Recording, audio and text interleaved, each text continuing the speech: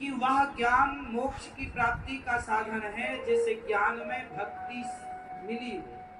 यदि भक्ति रहित ज्ञान है आपका और हमारा तो उस ज्ञान की कोई कीमत। आपने अभी तक पुराण लिख करके वेदों का विस्तार करके ज्ञान को तो प्रमोट किया है, ज्ञान को तो बढ़ाया, पर भक्ति की विस्तार से चर्चा नहीं की। इसलिए व्यास जी आपको शांति नहीं मिली। तब नारद जी से व्यास जी ने पूछा किस तरह हम भक्ति की बात कहें। तब नारद जी ने कहा 4 श्लोकों की भागवत सुनाई। 24 अवतार लिए भगवान। एक दिन व्यास जी महाराज 17 पुराण लिखने के बाद उदास बैठे। नारद जी ने कहा क्या हुआ? कहा हमने 17 पुराण लिखे हैं पर कहीं शांति नहीं मिल रही है। 4 श्लोकों से 18,000 श्लोक तैयार किए वेद व्यास ने। और शुरुआत कहां से की? महाभारत के युद्ध से। महाभारत एक बहुत विशाल युद्ध है। उस युद्ध में अच्छा महाभारत के युद्ध का जो निरूपण है वो क्यों किया गया? ताकि समाज में युद्ध ना हो। जो महाभारत की कथा सुनता है, पढ़ता है, सीखता है, उसे कभी युद्ध से नहीं गुजरना पड़ता, युद्ध की जरूरत ही नहीं पड़ी।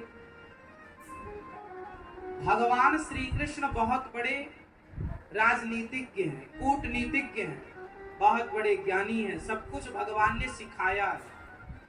साम दाम दंड भेद कहां किस नीति का प्रयोग करना चाहिए ये हमें जान लेना चाहिए। जिसकी नीति और नियत अच्छी होती है उसकी सदा जय जयकार होती है। इसलिए आप अपनी नीति बेहतर करो। नीति क्या होती है? लोग नहीं बोलते तुम्हारी नीति खराब है, नियत खराब है। नीति कैसी होनी चाहिए? कैसी नीति? अच्छे को अच्छा कहो और बुरे को बुरा कहो, लेकिन सदा धर्म को आगे रखो। किसको आगे रखो? किसको? धर्म को। कोई भी काम करेंगे धर्म के अनुसार करें। महाभारत में जितना भी कार्य हुआ है धर्म के अनुसार हुआ। अभिमन्यु को किस किसने मारा था? कौरवों ने। उस समय वहां पर शकुनी भी थे, दुर्योधन भी था, दुशासन भी और कर्ण भी थे, गुरु द्रोणाचार्य भी थे, अश्वत्थामा भी थे। एक से बढ़कर एक योद्धा वहां थे और सबने मिलकर के किसको मार दिया? अभिमन्यु को। अब बताइए, जबकि नियम क्या था कि एक योद्धा से एक योद्धा ही युद्ध करेगा। नियम तो यह है कि भाई एक से एक ही लड़ेगा, लेकिन वहां 1 से 7 लोग लड़े। अब ये धर्म था? उत्तर दो। धर्म था?